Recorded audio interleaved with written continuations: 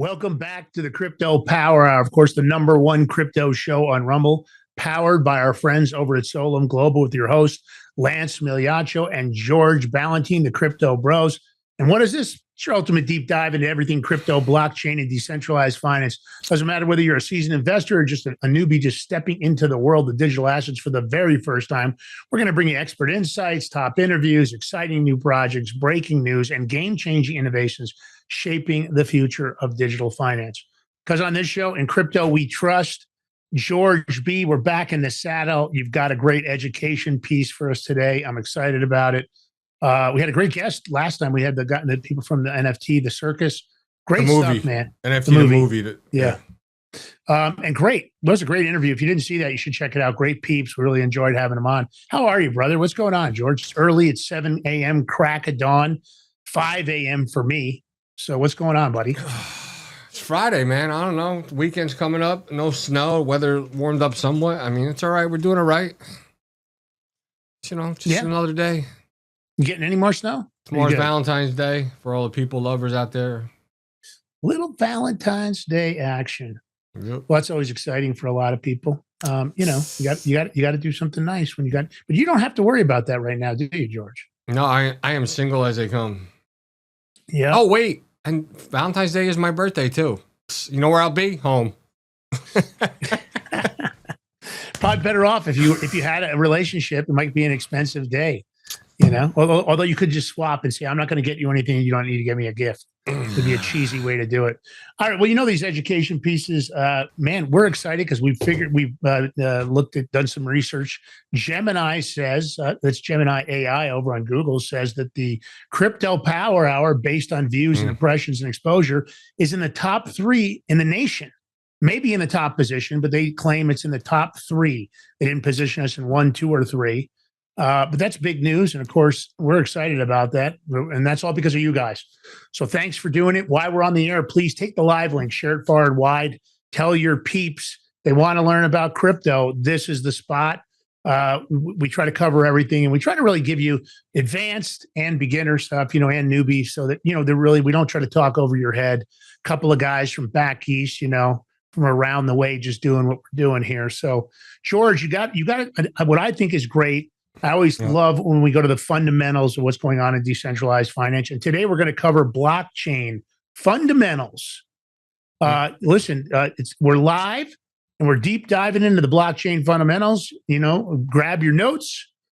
OGs, you guys should prep for maybe advanced drop, and let's build the chain knowledge so you guys know what's going on in there, and maybe you'll get a chance to not miss out on generational wealth.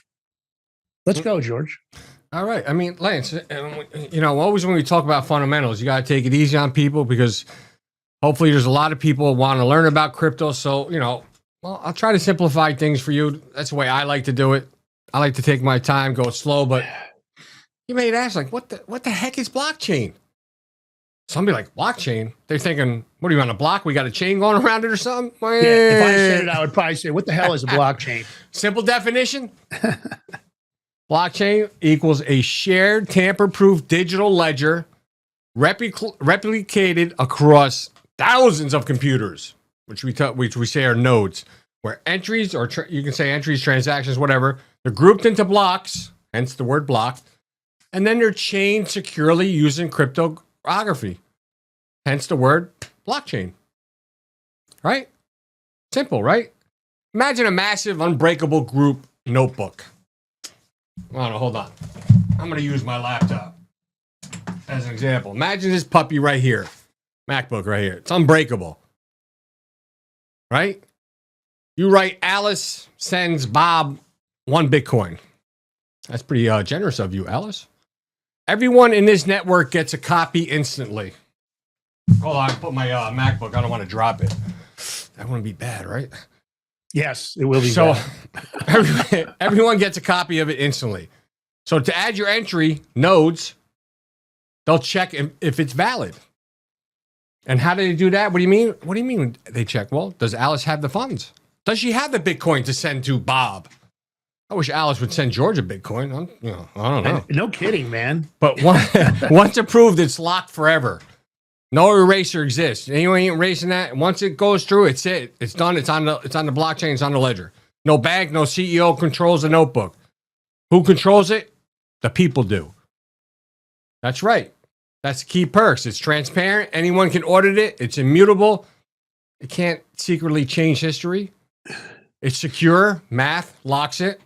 And decentralized. No single failure point. This is why we always say if our voting systems in this country went in a blockchain, what I just said, it's all transparent. Nobody can order it. No things can switch. Once the votes are on there, you ain't no switching or changing or none of that stuff. So we think, damn, why wouldn't the government use it? Great question. That's for another different story. That's for the Big Mig show. A different show. That's for our Big Mig show where we get into more politics. Yeah, exactly. This is about crypto. We're not going to go there right now. Yeah, let's not. This week has been a rough news week. George and I have been angry all week. Listen, for the people, I don't know if they know this. Do they know this? What's that? I think last week my TikTok account got banned. All for sharing stuff that was on the news. Yeah. I don't know. I probably got mass reported. I'm waiting to hear back if I get my account back, but I don't know if I should say this on air. I secretly made another account. Dun, dun, dun, dun. And why wouldn't you? Yeah. All right. They haven't got back to me. It's over now. Today's a week. They haven't reached back to me. So guess what I did? I gave them a 1-star review with some words of wisdom in the App Store. I suggest you do the same because, listen, U.S. company bought it, right? So it should have changed. But anyway, that's another story. Anyway, if you look at this, I'm going to put it up so everybody can see, Lance. It's a distributed ledger technology, acronym DLT, solving the double spend problem without a trusted third party. What they have, it's a core innovation, cryptographic chaining plus consensus to achieve Byzantine fault tolerance. Byzantine fault tolerance. Byzantine. You know why I say time? Because my last name. T-I-S. Oh, yeah. That's why I say it. It's just normal to me, right? And if the network would be in your case, I'm going to give you a pass. I'm giving you a pass on that. It makes sense. Even though my name's probably pronounced wrong anyway. It's a long story, not for this thing. So if the network agrees even up to 1/3 nodes are malicious, the hashtag pointers link blocks. They can each block actually header. It's going to include the previous block's hash. Now I know you're going to be asking what a hash is. I want to get into that. I don't want to jump the gun and start talking about it. We need to go through the basics. We're not going to go through this infrastructure. It's all developed. There's a way of knowing it. So we got to start from the beginning for the people that don't know, because that's what we do. We educate. And now if you look at this we call it like what? Properties wheel right here. Distributed ledger technology properties. It's programmable. It's secure. It's immutable. It's transparent. They call it the perfect circle for why blockchain wins.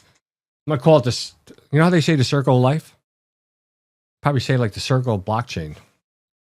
Exactly. Use a circle. You might have just coined a new term. I know, right? we gotta secure that. Now, Lance, here we go. Here, look. This is a step-by-step flow chart. What am I looking at? I don't know. What are you looking at? Look at the first one.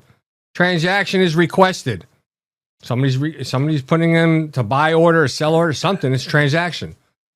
Right, then you have the 2, a block that represents the transaction is created. 3, you have the block is sent to every node in the network. And see how it goes round and round? You have nodes validate the transaction. Nodes receive a reward for the proof of work. That's right. You think nodes are going to work for free? That's why you have, when you do a transaction, sometimes there's transaction fees, gas fees. It's all on how nodes get paid. Then the block is added to the existing blockchain. Boom. Number 6, transaction is complete.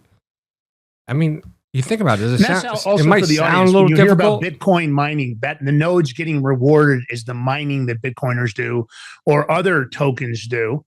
And that's kind of what that reward process is. That's how people earn Bitcoin, as an example, on the Bitcoin blockchain. Is that how it works? Yeah. See how easy that was, everybody? You just do a myth busted? Is that what you just did? Kind of. And at the end of the day, just so everybody knows, the reason decentralized work is that all these nodes have the same information. So let's say theoretically in your own bank in centralized finance, if Wells Fargo's banking system goes down across the nation, that's a problem. because it's not decentralized. It's a centralized system. So at the middle of the system is the Wells Fargo banking. And then you come in through your ATMs and through your computer and you're online using your phone to make a transfer in your banking. That's the problem. In decentralized, all those nodes are scattered and they're redundant. So they basically duplicate the information. So even if half the nodes fail in decentralized finance, it doesn't matter because the other half of nodes could authenticate. That's the idea. It was redundancy because when they built the system, they were trying to figure out a way, to not have any problems like they'd seen in regular banking and SWIFT systems. Sometimes they'll tell you, "Oh, sorry, the international wiring system is down." That doesn't happen on the chain. Interesting. There's a myth though. They say blockchain is just Bitcoin. No, negative. Nope. Mythbuster. It's the tech layer that's powering DeFi, NFT, supply chains, but Bitcoin is not the blockchain. Blockchain would not exist without Bitcoin would not exist without the blockchain. Mm-hmm. But you said a bank can go down. So I just want to add to that, Lance, because sometimes a crypto exchange goes down. Mm-hmm. I think it just happened today, or was it Coinbase or? But they don't lose the data because, again, all the nodes can authenticate. And that's the key to it. That's why they won't lose the data. Even if one of the exchanges goes down, you're still protected as far as the material. And that does not mean if an exchange was hacked. That's a different scenario. Now, I don't mean hacked to take it down. If hacked and a bunch of tokens got stolen. Or if in the case of BitThumb, you just decide to inadvertently, by mistake, give away 40 billion in Bitcoin. That can happen. They got most of it back. I don't think they got all of it back. There's still millions of dollars worth missing. I think the number's larger than they've admitted, but we'll see what happens. You guys would have seen that in the news. All right, let's talk about decentralization. And we like to call it here on this show, power to the people. You can power to people. Because you don't have any central overlords. And I guess what I mean by that is, if you really want to simplify it, you got power and control, and they spread that across all these independent participants instead of one central entity, right? So in this case, make it simple, Lance. There's no president like running it, like the president of the United States or king or prime minister. Nope, it's all of you. And in traditional finance, that you'll have one bank that holds your money. They're going to set the rules. They decide if they want to freeze your account or if they want to, not pass a check through because I don't know if the signature matches. And that's they might do it for political reasons. You've seen them ban crypto companies on the bank. You've seen them do it to conservative Americans. Lots of companies have dealt with this over the years. Even Solum Global dealt with some banking issues early on where they kept getting debanked, they call it.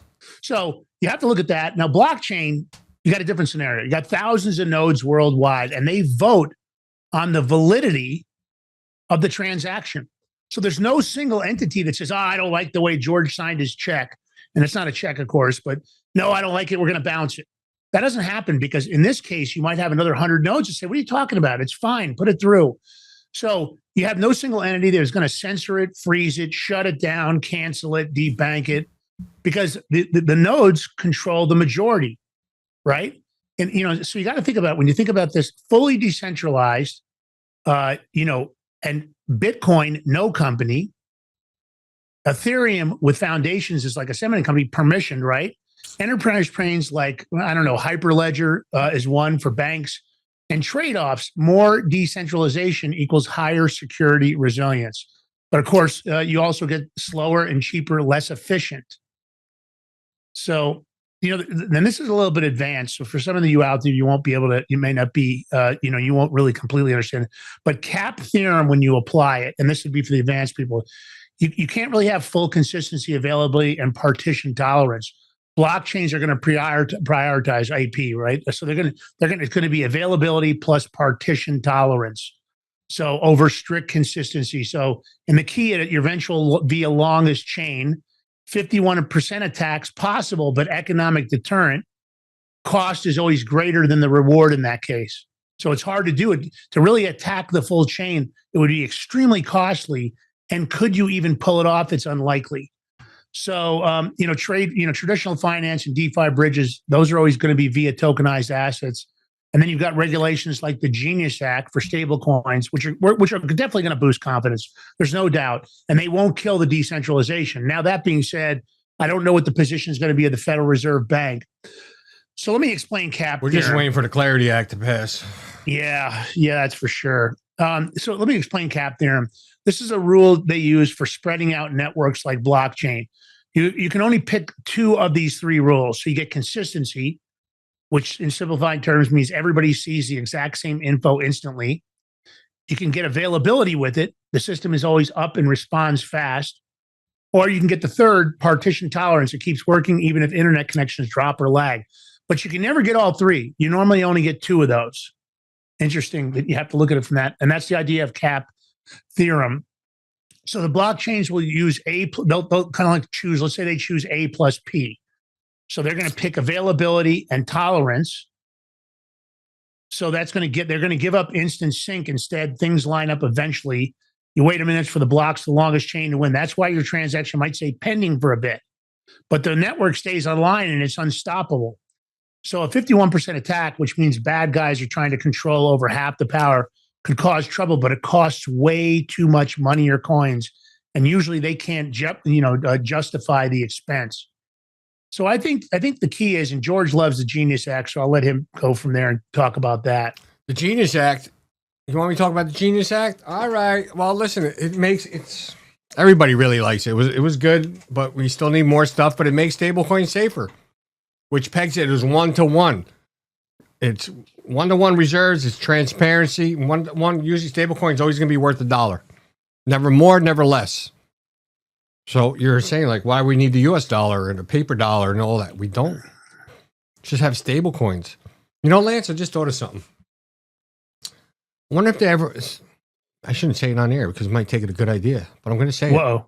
it. You know how we have like a dollar... question. You know, we have $1 bill, $5 bill, $20 bill, $100. Maybe we should make like a $100 stable coin, $50 stable coin. Yeah, I hear you. What? Pretty smart. I don't know why everybody does a $1 stable coin only, but here's something I got to ask you. I know you put up the blue chart, but I want to throw that back up a minute. The blue one? Yeah, the blue one. Yeah, I have just for a second. I'm going to explain why. This is a really... Can you zoom in on that at all, George? Or is it difficult to do that? No, hold on. You go to the pink diagram at the very top first. I'm going to try to do the best I can without... It's going to be cut off a little bit, but... Okay, but I just want them to compare that. You take a look at that centralized version where you see the bank in the middle, and you can see there's only a one-way transit from the intercepts, which those could be like an ATM, a cell phone, a personal account on a computer. Now, and you see how they're not interconnected, and you've got that centralization in the middle. So this is a visual for you guys. When you hear about centralized finance, like our banking system now, like our SWIFT system, that's what it looks like. Decentralized finance, on the other side, if you'll notice, there is no central authority. And that's why they call it decentralized. But you'll see the interconnectivity between all the nodes in that case. And that's why it's redundant and it changes everything because, of course, you've got all these nodes are duplicating the information. So there's really no downtime for that. So that is what decentralized finance in your head, that's what you should keep in mind. I just want to give that to the audience for the beginners because they always hear that like, what's DeFi? Well, I don't understand. And, to me, this really clears it up. So, a lot of people will say, and this is a myth to bust for sure. They'll say decentralized means no rules. No, it does not. Rules are enforced by code and the consensus. They're enforced by the community. The difference is it's not the bank saying they don't like George's signature on the check. The community would all have to agree they don't like the signature. Now, again, that's not a fair comparison because there aren't any checks on the blockchain, but there are digital signatures. So it is authenticating that. So that is not correct. So I think you got to look at what the value of decentralization is. And of course, maybe you've all dealt with problems at a bank. I'm ready to move on. I'm ready for the decentralized world. So, George, do we have to take a break? Are we close?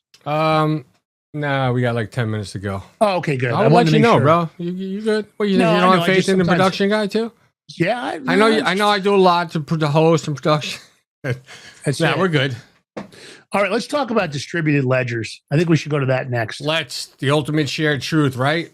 Who keeps it going? The army keeps it honest. Like Lance was just talking about. It's no one central authority. It's no banking. It's the people, the nodes, the army. And this is why the Clarity Act is being held up, because the banking association tried to sabotage it. Oh, yeah. For their greater good and not for us. And they got called out on. So it got pulled back, and they have to make changes to it because. And I want to say one of the big things they've been complaining about behind the scenes is the staking. They realize that the interest rates that staking has offered people so far exceed the interest rates they've been screwing us over on. They don't want people to be able to make interest or be able to borrow against their cryptocurrency, because they realize that because you can also borrow against it at a much lower rate than what banks offer. So they are not happy about that. That's their biggest problem. And I say they need to suck it up, Buttercup. I don't give a shit. You guys have had your heyday. It's time for the world to move on. All right, let's go. Distributed ledgers. What is it? It's everyone in the network has the same exact copy of the record book, the ledger. You know how you ever have people have a business, they have their ledger, they're putting all their transactions, everything, whatever's in there. It's all in there. But everybody has the same exact copy. So it cannot be changed, cannot be altered. It's all the same. And it actually stays in sync across all the computers, which we call them nodes. I'm going to keep saying that so you guys understand what a node is. So a guy can be in Brazil, another one in England, another one, I don't know, France, wherever. You have nodes all over the place with their computers. And they run the blockchain software. So let me give a little beginner breakdown so everybody understands. Every node, or computer as we should say, keeps its own copy of the full transaction history. This will okay, so you know how you do a Google Docs? You know, you a bunch of people making a Google Doc and it's all shared to them. If somebody makes a change, it's automatically the other person sees it. It's almost like the same thing. Is that easy enough to understand? I hope so. Some nodes store everything, full history. I mean, it can be a lot of information. Could be like over 500 gigs just for Bitcoin. These are called full nodes. Full nodes, small nodes. Others are light nodes. Hey, he's a light. He's a middle. They only keep the important basics and trust the full nodes for the rest. It's like, I don't know, if you're going to check the headlines instead of reading the whole newspaper. Me and Lance, we're here to give you the whole newspaper. You might read the headlines. Say, let me go watch the Crypto Power so I can get the whole thing. There you go. See how easy it is? Make it simple. When a new transaction happens, once again, we're going back to Alice sends Bob a Bitcoin. I don't know why I shouldn't send George one. I think I should change. It should be Alice sends George one Bitcoin. That's all right. It gets broadcast, sent out to the network. The node checks it. It's the signature real. Does Alice actually have the money? No double spending. If it passes, the group agrees via consensus and adds to everyone's ledger copy. But they also have other things. You have miners and validators. I always say validators. I don't know why validators. They add new blocks and get rewards. They have relays. They just pass info around. Then you have archive nodes. They keep super old history for looking back far. So everybody, there's different kind of nodes. But you know what? It's just like a company. You have different positions, but they all make the company run well. Think of it, I don't know, like a neighborhood watch. Full nodes are the ones who remember every detail. Light nodes just show up for the quick checks. Everything. You have advanced. Sounds like some women I used to date. Yeah, we have, let's listen. We have short and simple, right? You have nodes talk to each other using a gossip protocol, like friends spreading news. I don't know, it sounds right. It's like, what? Yep, one tells a few, those tell a few more, and soon everyone knows. It's fast and reliable, even some drop out. So, for instance, few friends, whatever. They tell Crypto Power Hour, we just relay it out, and they all know, but it's only for them. Our chat does that. That's why we have everybody in the chat. That's why we have our mods, because they'll spread the word, and we appreciate that. Thanks so much. And if you're in the chat, leave some comments. I want to comment on this just really quick, George, because I remembered something I meant to say at the beginning of the show. In the Rumble algorithm, comments matter. So throw in some comments in there. Ask us questions. Suggest shows or topics you'd like to see us cover. Get in there and leave a bunch of comments. It's really valuable when it comes to the Rumble algorithm. So whatever you can do, and then don't forget to take that live link, share it far and wide. George, I didn't mean to step on you. No. Go ahead, brother. I just think it's important because I didn't realize the comments really mattered. It's an important part of the process. The interaction with our listeners. Once we go on break, you're going to tell me where you got this information from. Yeah.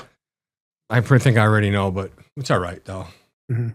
So what do we got? Short and simple nodes. It's all right. And so sometimes you're going to have to stop the fake nodes from flooding the system. They call this a Sybil attack, SYBIL. Blockchains make it expensive. You have proof of work costs electricity, hardware, computers, everything. Proof of stake locks up real coins as collateral. Now, if you think about, I don't know, we'll talk Bitcoin. Bitcoin has around 15,000 active nodes worldwide. Eek. Ethereum runs smoother and uses less power since the 2022 merge. You know, Lance? Mm-hmm. Why can't they get Bitcoin to use less power? You know, they're working on it, but it's a tricky thing. And I think a lot of it's got to do with the code. Who is they? And the way, I think it's the people. There are a lot of people, the Bitcoin Foundation, others that are trying not Epstein's people like people think, right? No, hopefully not. Hopefully it's not Epstein's people or the intelligence organizations of the Mossad. At least we hope not. You know, there's a lot of stuff in the news. Well, I don't know what to think. No. But I do have to say this. I said Epstein's people. The biggest problem with Bitcoin is that it's compared to a lot of the other chains, it's on a relatively antiquated network. That's what makes it tricky, because Bitcoin is a store of value. But I'm always concerned about the future of Bitcoin. Is there a way to modernize it so that it can catch up to the speeds we're seeing in, you know, Web 2 and Web 3 coming up? So anyway, that's one of those things you just is always in the back of my mind. If it ain't broke, don't fix it. It's doing pretty good in my eyes. Yeah, it's not doing bad. But there will be a time when quantum computing comes out. But anyway, so you had the 2026 update, right? That's what we're giving you right now. More big companies and institutions are running their own nodes now for better rules compliance, audits, and to join the secure network directly. Yeah. I don't know if I like that. Well, you know, the nodes have to be on the network, so they can't really run independently. But the idea of having nodes in-house, I can see why institutions would want to make sure they maintain their own nodes, because, of course, you have to worry about customer data, especially with KYC going into full force, because everybody wants regulations so we know who the clients are. So when there is fraud, you can track people down. One of the difficulties in the early parts of the chain, the reason that even now recovering funds is so difficult, because there's not really any organization, even here in the United States, recovering funds, even if you know who took the money, is not easy unless you can get the full force and effect of the FBI on it. And it doesn't happen often for the transactions that aren't the big monster ones, like an FTS transaction or a hack that had to do with. I'm going to put up this diagram. You talk about it. Yeah. So really what we wanted to show you here in this diagram is just kind of give you an idea of what this stuff looks like when it's going onto the chain. So this is a network diagram, and it's showing you the nodes, the ledgers, the consensus, and it shows all the connections. So if you take a look there, you can see how everything's interconnected and how it moves from one group to the next. You've got peers, you've got neighbors, you've got agents, which could be AI agents. The idea is that that's what it would basically look like if you saw it on a network diagram, when normally you might not see that tier down look or that crossover group. It's not really what normally happens. So, you know, the more honest nodes there are, it really equals the more unbreakable the network is, because the more nodes you have validating and authenticating, I think that you're going to see a massive push this year. Enterprise technology is definitely going to join this node army. We're seeing it. We're seeing a lot of stuff even happening on people's residences. We've got these small Bitcoin miners that people are using. You're seeing more and more people getting onto the chain and authenticating transactions. Sure, they want to be mining Bitcoin or other tokens, but the idea is by those people joining the group, it becomes more mainstream and it becomes more reliable and it becomes faster. And that's the key to this. You're not going to get that in a centralized network. It's never going to happen. All right. Next on, we got the block and the chain. How does the block link the chain links up? I went over definition. I'm going to go over it again. There's another one. Transactions, they get grouped into blocks. Think of it like, I don't have it. Oh, wait, I do. Think of it as pages in a notebook. Huh? These blocks are linked together with special codes. They call them hashes. They're going to form an unbreakable chain. You ain't breaking this, baby. Once added, you can't change anything without everyone noticing. So it ain't going to happen.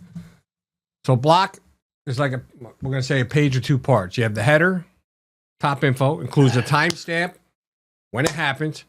You have a special code from the previous block so it links back. They call that a summary code. And this is of all transactions. It's called Merkle root. What the hell is that? I'm going to put up a little diagram so we go through it. Yeah, Merkle root, right? You're not thinking of Steve Urkel. It's Merkle, by the way. Merkle root. And a random number which is another, they use nonce. I know there's a lot of lingo you have to know for this. And it's used to make the block valid. Then you have the body. It's the main content. The list of transactions. Alice sent Bob 1 Bitcoin. Should have said George, but how the chain stays unbreakable. Every block has the hash. And think of it like a unique fingerprint. This is of the block. And if you try to sneakily change even one tiny thing in this old transaction, the summary code, which is Merkle root, changes. The whole block's hash changes. It no longer matches what the next block expects. The chain breaks. All nodes say, nope, ain't doing it. Negative. Reject it. That's how, see? And you know something, Lance? I should say with nodes, nobody really know who the nodes are, in essence, I believe. Because there's so many of them all over the world. Like, you're not going to know. But if you look at like a chain of Lego blocks where each one is glued to the previous one's exact shape. Change one piece and the whole tower falls apart. Everyone's going to see that. Like, ain't going to happen. Now you have here, look, Merkle trees. I know, it's crazy, right? Yeah, it's like think of it like a family tree of hashes. Transactions, they get hashed in pairs. Those pairs get hashed together. And so on and so on. And then one top hash, the Merkle root. This tree lets you prove a transaction in a block super fast. It's not going to show the whole list, but it's going to go super fast. Then you have Bitcoin blocks. They're small, 1.4 megabytes, something like that. And it takes about 10 minutes. Each Ethereum's main chain is slow on purchase for security. And I always say, I always take security above anything. So it's all right if it's a little slower, take security. But why? Why does it have security? It's going to think of it like it's going to buy like 2-layer solutions. It's going to bundle up tons of transactions, process thousands per second. It's going to scale magic for 2026 speed needs. Now, as we keep evolving with our technology, things will speed up even faster. When quantum computing comes out, as long as you have the power to run it, it's going to be all right. Nodes. All right, so if you can look at this, Lance, I think fast chains. You have some of them are like Solana, XRP. They're pushing millions of TPS, right? But their scaling wars are heating up. You're going to heat up this year. XRP is making big moves. Solana's coming along.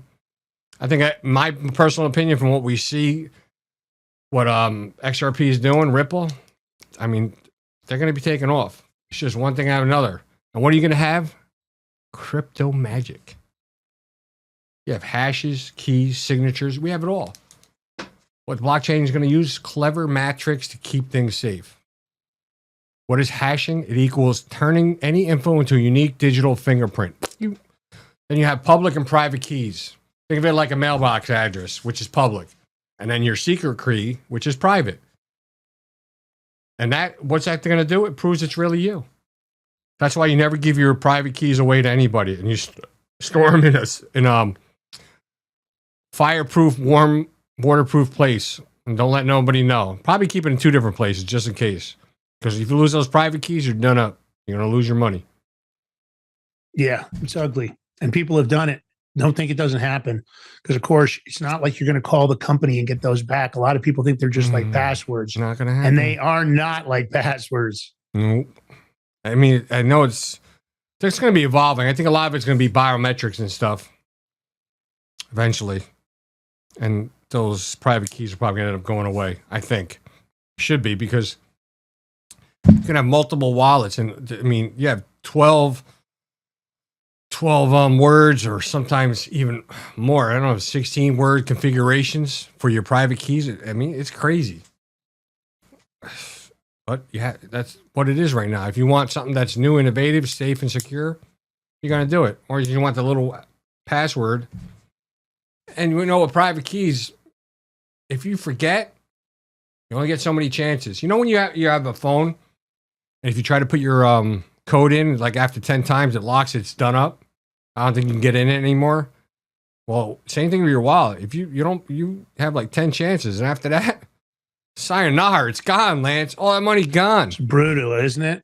Now, Lance, I'm going to say we could take a break, or we just go burn right through this. I say burn right through it. What do you Up think? to you. Whatever you want to do, buddy. I'm on board with you. Whatever you want to do. Rock and roll. All right. Yep. So we got, let me see. We're back to hashing. It was like, what is hashing? It's a magic blender for data. Think of it like that.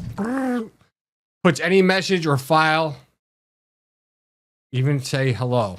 It spits out any fixed length string of letters, numbers, which make it like a certain character code. You change one tiny letter, the whole code changes completely, like a totally different fingerprint.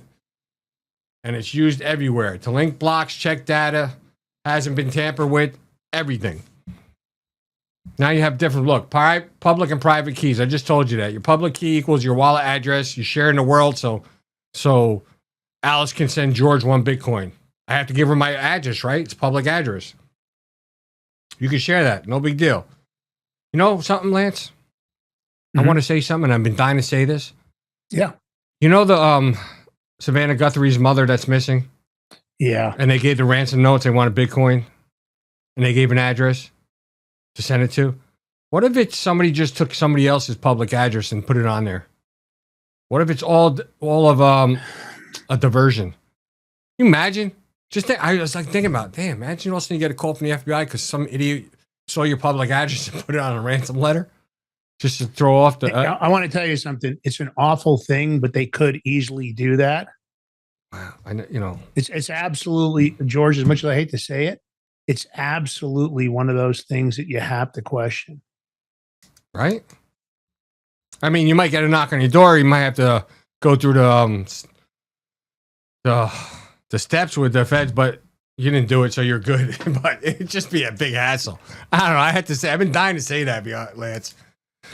So and listen, it's awful. I mean, there is that kind of stuff that could happen. I don't know what the motivation would be, but at the end of the day, you have to look at it from that perspective that, would people do this kind? Listen, I'm even surprised about that whole kidnapping. For the audience, it's an awful thing. Yeah. I can't imagine if I was in that position, All right, so you have your private key. This is your super secret password. You keep it hidden. You don't give it to anyone. This way, nobody controls your funds. It's all for you. What's the magic? One private key creates the public key, but you can't go backward. Can't guess the private from the public. Then you have your signatures, which is proving ownership without giving away the secret. You sign a transaction with your private key like a handwritten signature. Anyone can use a public key to verify. Yep, this came from the real owner. It came from Lance. No, fake. Well, no one sees your private key. It's super secure. Now, I know we went through hashes, short, simple, but, good hashes are tough to crack. They're collision resistant. Almost impossible for two different inputs to make the same fingerprint. And it's pre-image resistant. Can't reverse engineer the original data from the hash. You know why we keep saying for elections? Just while we're talking, just think elections too. Yeah, Bitcoin and Ethereum use ECDSA, which is a fast, secure signing method. This is on a special curve called, I don't even know what it was. It's SECP 256K1. That's the math behind most wallets today. What's the hot trend this year? Zero knowledge proofs. Another word is they call it ZK snarks or starks.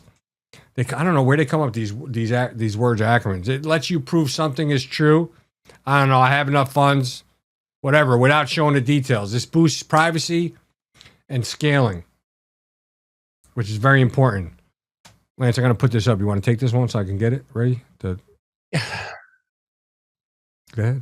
Rock it, baby. Yeah. So so we tried to pick out some charts because I always think visuals are helpful because, you're talking about, hashing, you're talking about cryptography, and you're talking about seed phrases. So anyway, just to explain, this is the hashing flow. So, your initial order might be plain text, and then it goes into a hash function, and then it goes into a fixed hashed output. So that's basically when it goes into the hash. That's when you're getting the encryption. So I always want to explain kind of so that if you're in your computer and you're placing an order, I'm going to send George one sat. This is how it starts, and it's kind of the flow of what it looks like.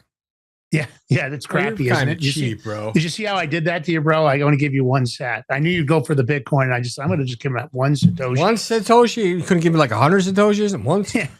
So anyway, the hashing flow. So I like, a great representation of cryptography is when you see it with a key. So if you look at this next image here, you'll see the terminal there, and that's the sender. And you can see right there how the communication, it isn't encrypted, of course, until it starts to go into it, and you'll see where it starts to encrypt right there. It's the next image, George. Mediate. Oh, sorry. No, it's okay. And so this is the kind of the next version of what I just showed you, and you'll see how it encrypts, right? And then once it encrypts, it goes into the decrypt on the other end of it. So you've got the hash process in the middle. So you've got hash functions, you got plain text, then you've got the encryption hash function, and then you've got the fixed hash output when it actually decrypts. So that's kind of how it works. And then because you've got both keys, it'll come back to you and it'll double check before you're giving it. It authenticates the account. So this is why it's so secure. It's not like you're in the bank and it's only one-to-one, because all along the way, the nodes are authenticating that entire transaction. And so you can see, and let's do this again, because this makes it, again, a lot of people get confused about this. You got the sender, which is the key generation, public, private. You've got the signing algorithm. You see that? That's where the signature is created. And then you've got the message, which is exactly what you're doing in there. So that messaging, you can see before it ever gets to the receiver, that's the chain in the middle. And that, if you really want to represent it correctly, let's say there would be 100 nodes. And they're doing all of that simultaneously. So the receiver then gets that key, has their own key because they're receiving, they've got their account. You guys know you might have an account on Binance or Kraken and you're sending it.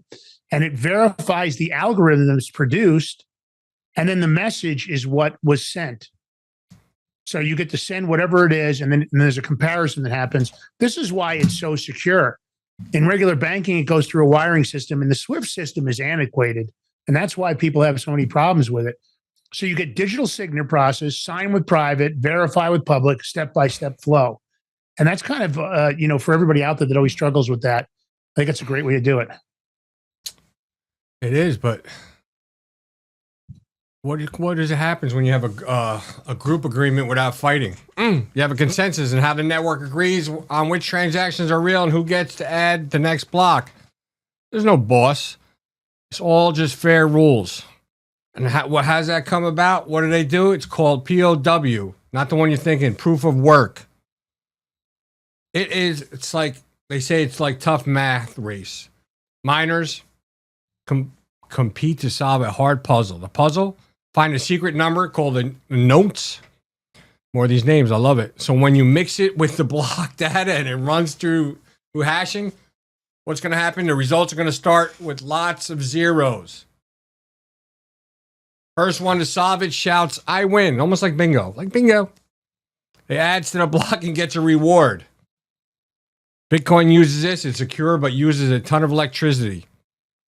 They have mining machines that probably can heat houses. That's how much electricity or heat it generates. It's crazy. A lot. Then you have proof of stake. What? More? What? POS. Not the POS you're thinking. Proof of stake. It's like a lottery with skin in the game. You stake some of your coins as collateral to become a validator. Think of staking like you're holding in an account to gain interest when you can't use it. The more you stake, the better off your chances. A random picker chooses one validator to propose the next block. If it's good, others check it, add it, and the winner gets fees as reward. Now, Ethereum had switched to this, and it's much less energy, faster in many ways. Then we have simple and short again. Here's that word, Lance. What is it? Bit9 fault tolerance, they call it. I think it is. Bit9 fault tolerance. George, you're looking. I see what you're looking. I didn't know what chart you had up. I want to make sure. Yeah, I don't know. Did I lose my place on what I'm doing? Probably. My ADHD just kicked in. Yeah. Bittenstein fault tolerance. This network can handle up to less than 1/3 bad or lying nodes, bad actors, whatever. It still agree on the truth. Most blockchains aim for this, so a few cheaters can't ruin everything. Hold on, I gotta get rid of this. It's messing me up. Sorry, guys. Now, Ethereum's proof of stakes, plus their upgrades like dank sharding. Such a weird word, dank sharding. And ZK rollups. Yeah, you know, I hate to say it, but I agree with you. You could go dark with that. Yep. ZK roll. It's gonna let you handle way more transactions, which will make it super fast without slowing it down. Now, if somebody can solve free energy or something, you'd be probably better off. Oh, imagine that. Then you have power hour delivery tip. Power hour. Almost like crypto power hour. I'm trying to find where I'm at. Oh, here we go. I know. See, I messed up. That's all right. More things. You have FAM, FAM. Then you have proof of works. It's like miners racing to crack a super hard safe code. Winners at the block, they get paid. It buzzes power. Once again, proof of stakes is like a lottery. Stake your coins, get picked randomly. Bigger stakes equals bigger odds. And don't listen. You're not gonna if you try to stake something and you don't get, you're not gonna lose. Just understand this. You're not losing. Nobody's gonna lose their money on this. So add the block, earn fees, no massive electricity bill. And that's why Ethereum is doing good with this. They call it the ZK magic for speed. 2026, you're gonna see some bigger things going. They say the energy fights are done. We'll see about that. POS wins for being fast, cheap, and green. Who's staking yet? Lance, raise your hand because you're staking with me. Okay, I'm in. Well, you know you're in. Proof of work versus proof of stake. Here's a side-by-side graphic we got. We got miners digging versus staking safe. What do you want to do? You want to dig? You want to stake? I'd rather stake. I don't want to dig. Do you? I don't. Then you have how proof validation works. I probably should have put this up when I was talking, so I apologize, everybody. Mining rewards versus fees. 51% attack visuals. Great for myth busted. A lot of myths out there. We bust them. We're like the crypto myth busters. Oh, Lance, we should coin that too. What do you think? I think it's great. I like it. There's another one little graphic for you guys. This is proof of stake works step by step. Stake. Then random select, propose block, verify, reward, flow chart. There you go. Money. Everybody's going to make money. So, I mean, listen. It's a lot to take in. That's why we do it this way, because you can go back to this episode, slow it down, take notes, screenshots, whatever. Or you can probably download the thing, this video, and go over it. And you learn. Only way to learn is if by understanding it. If you can't, send us an email at info@thebigmig.com. If you need something to understand, you want to know a topic, something, just email us. We got you. So, Lance, you know, we get asked, why is this system so damn secure? Yeah, I mean, look, you have to look at the big picture, right? At the end of the day, it's a really sophisticated system. This isn't something they just made up. So it's because it's really immutable. And I think for everybody here, we're going to call this immutable 101. So let's break this down. So once you get a block and it's added and the chain moves on, you can't really change history because that block is redundant and it goes across all the nodes. So really, in plain English, there really isn't any way to fake or rewrite an old transaction. So you can't all of a sudden say, "Oh, I never sent George those Satoshis." You can't say, "Oh, I'm going to steal coins" by saying, "I never sent that," because a bad actor would have to start from that old block. They'd have to redo all the work, which has all those proof of work puzzles that are being solved, all those proof of stake validations for every block since then. And you'd have to do it. Now, could it be possible in the future with quantum computing? I don't know. Maybe. I'm not smart enough to do it. Maybe there's somebody out there. But you'd have to do it faster than all the honest nodes and all the computers combined. which is damn near impossible right now. So you would need to control, to do this, you'd need to control more than 51% of all the network's total power.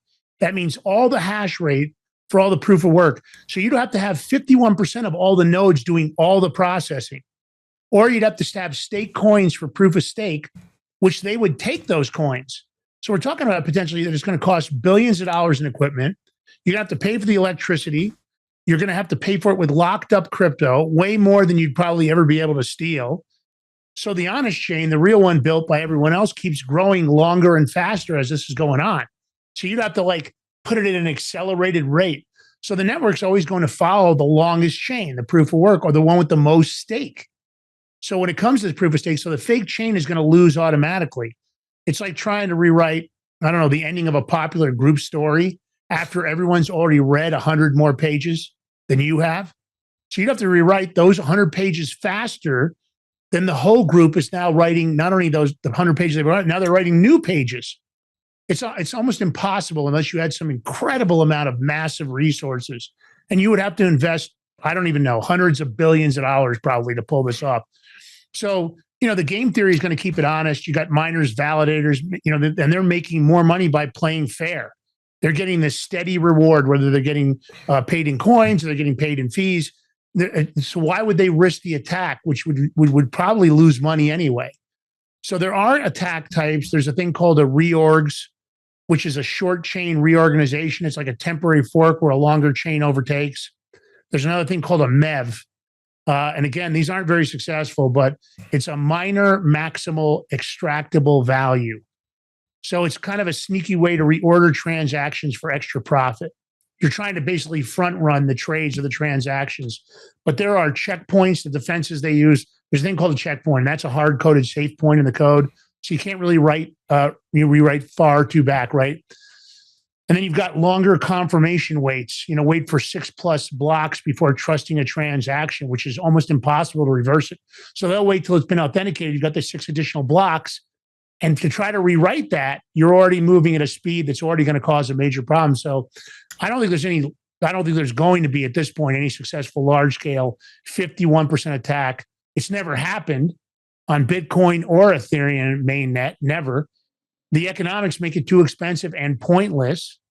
So look, changing block history, it's going to be like trying to cheat a never-ending race. You need more than half the runners on your side. It's going to cost billions just to try, and the honest players are going to win because the real chain just keeps growing the fastest. So cheat, and you're going to lose money. Play fair, and you get paid, and that's the community motto. That's the way they operate. So Bitcoin and Ethereum, they're untouched at scale. That's why we call it immutable, that it's locked forever. So I think in this case, you kind of have to just realize that it's a much safer way to do transactions than regular banking is. All right, Lance, I want to get to this last segment because we're going to be running out of time. Yep. And our last part of this is your smart contracts and what's beyond it. What smart contracts? Well, think of it just like automatic computer programs that live directly on the blockchain. And they work like very super trustworthy vending machines. Yep. Put your money in, you put in the right money, which you say is your payment. The machine will automatically give you the soda. It will transfer your ownership, send tokens, whatever. No cashier, no middleman, no waiting for someone to approve. It just happens by itself when the rules are met. So if you send me one Ethereum, that's right. You can send it to my Rumble wallet right here in the Crypto Power Hour if you want. It will automatically send you the, let's say if I had, I don't know, NFT for ownership proof. Or if the price hits $100, you automatically pay out to everyone who bet yes. It runs 24/7 on a blockchain. No one can stop it. Everyone can see the rules. Once live, it can't be changed. No need to trust a person or company. The code is the boss. The code is the boss. Smart contracts, vending machines on steroids. You put the coin in. I'm going to say it again. You get the prize instantly. No humans needed. Now, if you look at Ethereum, it'll let you code full apps and solidity. But watch for the bugs like the old DAO hack. Fast forward to 2026 now. DeFi's roaring back. Tokenized houses and stocks are everywhere. And the Oracle's feed live is real. World data, so everyone keeps running smooth. Programmable money's here, fam. I'm telling you. It's here and it's not going anywhere. Lance, what is going to be next? You want to wrap this up? You want me to wrap this up? Yeah, I think this. Let me say this. At the end of the day, you know, every time you come to the Crypto Power Hour, this is what we're going to do. We're going to try to break it down. If you have any questions, first of all, hit us up at info@thebigmig.com if you'd like us to cover certain topics. We're on every podcast platform. So you can subscribe to us on Rumble, Spotify, you name it, we're everywhere. So it's a great way to listen. Hopefully we're helping you get to the bottom of all this. And really, you know, we're going from zero to hero here. You know, blockchain, it definitely started as a shared, unbreakable notebook. And, you know, this distributed ledger, it spread the power to people. We love that. It locked in security with math and you know, really crypto and consensus. So I think it turned, you know, programmable money into smart contracts. And that's why it's the future. That's why you want to really educate yourself. You can catch us here always Wednesday at 7 a.m. and Friday at 7 a.m. This is the place that we'll try to take the time to get it. So subscribe to us on all the podcast platforms. Find us on Rumble. There's a reason that we're the #1 show. We'll cover news. We'll have great interviews. We're going to have some great interviews. We're getting ready to book right now. So good stuff coming up. 7 a.m. on Wednesdays, 7 a.m. on Fridays. And if you like us, we also have the Big Mig Show, 11 a.m. Eastern Standard, Monday through Friday. And that's our Joe Rogan style show, or Sean Ryan. We covered a lot of topics, a lot of great guests, health, MMA, special forces, authors, documentarians, comedians, you name it, we cover it all. So check us out over there. We're the fastest growing show on Rumble, at least in the top 3 or 4 right now. So you definitely want to give it a check out. And then also follow us on X. It's the Crypto Power Hour. Our sponsor, a great company that's making some big moves, Solum Global on X. You can also go to their website, check them out, solum.global. And if you want to throw us a $5 subscription, please do. If you want to hit notifications, do that. Leave a comment in the chat. And also, listen, let's face it, you can throw us a Rumble Rant tip if you like. And we also have the Rumble wallet available. So Rumble's got our wallet. You can tip us in crypto. George is always trying to get 10 Bitcoin at a time. But listen, we'll take anything. Whatever you guys got. George, last words on the way out of gate, my brother. We'll see you at 11 o'clock a.m. Eastern time for the Big Mig Show. If not, you all have a blessed weekend. Happy Valentine's Day to all the lovers out there. I hope you have enjoy it. You know, buy your girl flowers or your wife flowers. It means something. Peace out.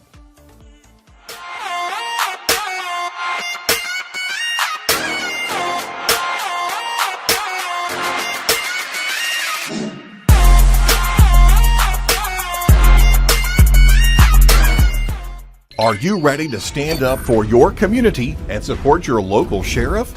Join the Constitutional Sheriffs and Peace Officers Association and become a vital member of the Sheriff's Citizens Posse. At CSPOA.org, we empower citizens like you through weekly webinars, arming you with the knowledge to back your constitutional county sheriff.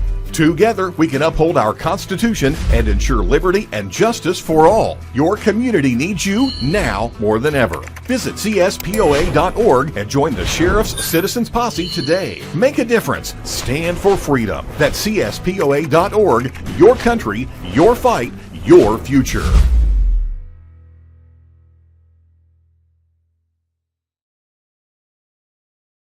What if you could predict your financial future? And what if you could trade on it?